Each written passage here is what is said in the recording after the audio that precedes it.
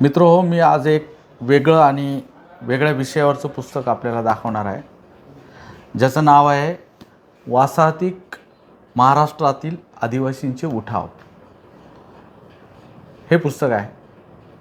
या पुस्तकाचे लेखक आहे डॉक्टर विलास दुंदा गवारी. गवारी सर, आपलं स्वागत आहे. थँक्यू. आणि आपण वेळ काढलात आणि या पुस्तकाच्या संदर्भामध्ये आपण चर्चा केली. मला असं वाटतं की या पुस्तकात खूप काही आहे. हे जवळजवळ 350 पानांचं हे जे पुस्तक आहे, ह्या पुस्तकामध्ये आदिवासींचा उठाव आणि आदिवासींच्या जगण्याचं वास्तव काय आहे याची मांडणी सरांनी केलेली आहे. ही मांडणी साहजिकच ऐतिहासिक आहे. इतिहासात आदिवासींचं योगदान काय होतं, विशेषतः महाराष्ट्रातल्या आदिवासींचं ऐतिहासिक जगणं काय होतं, त्यातले आदिवासींच्या बंड आणि आदिवासींचे जे उठाव आहेत याच्यामध्ये नेतृत्व करणारी माणसं कोण कोण होती, आणि सरांनी याच्यामध्ये प्रामुख्याने नगर जिल्ह्यातले आदिवासींचा आढावा घेतलेला आहे. तुम्ही सकृबुद्धा मेंगाळपासून तर अगदी राघोजी भांगरेंपर्यंत आढावा याच्यामध्ये घेतलेला आहे. सर, हे आदिवासी समाजावरचं अत्यंत महत्त्वाचं पुस्तक तुम्ही लिहिलेलं आहे. पण आत्ताचा जो आदिवासी समाज आहे आणि त्याच्यासमोरचे जे प्रश्न आहेत आणि त्याच्यासमोर जे सांस्कृतिक, सामाजिक आणि धार्मिक राजकीय वास्तव उभं आहे, तर याकडे तुम्ही कसं बघता? या आदिवासींचं प्रबोधन तुम्ही काय करू इच्छिता?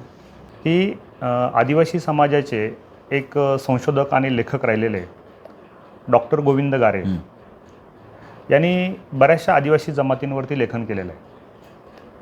परंतु डॉक्टर गोविंद गारे यांच्यानंतर आदिवासींचा इतिहास किंवा आदिवासींचे सामाजिक प्रश्न, त्यांचे आर्थिक प्रश्न, धार्मिक प्रश्न किंवा एकूणच आदिवासींचा जो काही शिक्षण आहे त्याकडे संशोधकांनी किंवा अभ्यासकांनी तेवढं त्याकडे त्यांचं जे लक्ष आहे, जे गेलं पाहिजे ते गेल्याचं आपल्याला दिसत नाही. आणि मग आदिवासीच्या इतिहासाच्या अनुषंगाने विचार करता भारताचा जो स्वातंत्र्य लढा लढला गेला आणि त्यातील एक महत्त्वाचा जो पहिला महत्त्वाची जी घटना आहे ती म्हणजे 1857चा राष्ट्रीय उठाव, त्यानंतर राष्ट्रीय काँग्रेसची झालेली स्थापना आणि मग त्यानंतर 1947पर्यंत झालेली स्वातंत्र्याची चळवळ. तर या स्वातंत्र्याच्या चळवळीमध्ये आदिवासी कुठे आहे असा प्रश्न त्या ठिकाणी माझ्यासमोर निर्माण झाला. आणि मग हे संशोधन करत असताना त्या संदर्भातले जे डॉक्युमेंट्स आहेत किंवा त्या संदर्भातले जे पुरावे आहेत ते पुरावे मी शोधण्याचा प्रयत्न केला. तर हे पुरावे समोर आल्यानंतर भारतीय स्वातंत्र्याचा लढा 1857 साली सुरू झाला हे जे गृहीतक मांडलं जातं ते गृहीतक तितकंसं खरं नाही अशी माझी त्यातून खात्री पटली. परंतु हा इतिहास लिहिला न गेल्यामुळे किंवा शाळा आणि कॉलेजेसमध्ये तो शिकवला न गेल्या कारणाने तो इतिहास समाजापर्यंत पोचला नाही.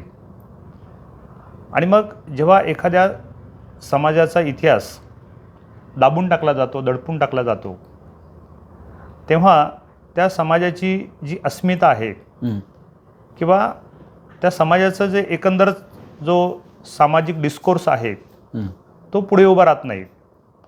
आणि त्यातून मग तो समाज एका विशिष्ट प्रकारच्या न्यूनगंडाने पछाडला जाऊ शकतो. आणि आदिवासी समाजाच्या बाबतीत तेच झालेलं आहे की आदिवासी समाजाबाबतीत मांडलेली जी गृहीतक आहेत ती चुकीच्या पद्धतीने मांडली गेलेली आहेत. आणि त्यामुळे आदिवासींचा जो इतिहास आहे तो समोर आला नाही.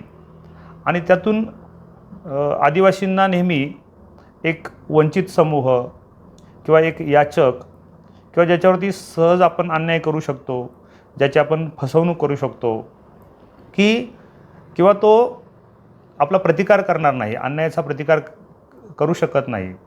आणि म्हणून त्याच्यावरती सहजपणे किंवा त्याच्यावरती अन्याय केला जातो. बरोबर. सर, हा आदिवासींचा संघर्षाने भरलेला इतिहास आहे. पण वर्तमानाच्या वास्तवावर आदिवासींचे जे लढे आहेत, जसं दलित चळवळीने एक संघर्ष सुरू केला, हां, तसा आदिवासी चळवळीनं वैचारिक बांधिलकी म्हणून काही एक संघर्ष सुरू केला आहे का, आणि तो कशा स्वरूपाचा आहे? निश्चितच आदिवासी समूहातून पण एक आदिवासी चळवळ आकाराला येते आणि त्या चळवळी पाठीमागे हे आदिवासींचे जे विविध प्रकारचे लढे उभे राहिलेले आहेत, त्यांची इतिहासामध्ये जी बंड झालेली आहेत, त्यांनी जे विद्रोह केले आहेत, त्या विद्रोहांचं जे एकंदर सार आहे ते आदिवासींच्या चळवळीमध्ये येताना आपणास दिसतं किंवा त्याची पार्श्वभूमी आदिवासी चळवळींना दिसते. त्याच्यासोबतच आज आदिवासींमध्ये काही प्रमाणामध्ये शिक्षणसुद्धा पोचलेलं आहे.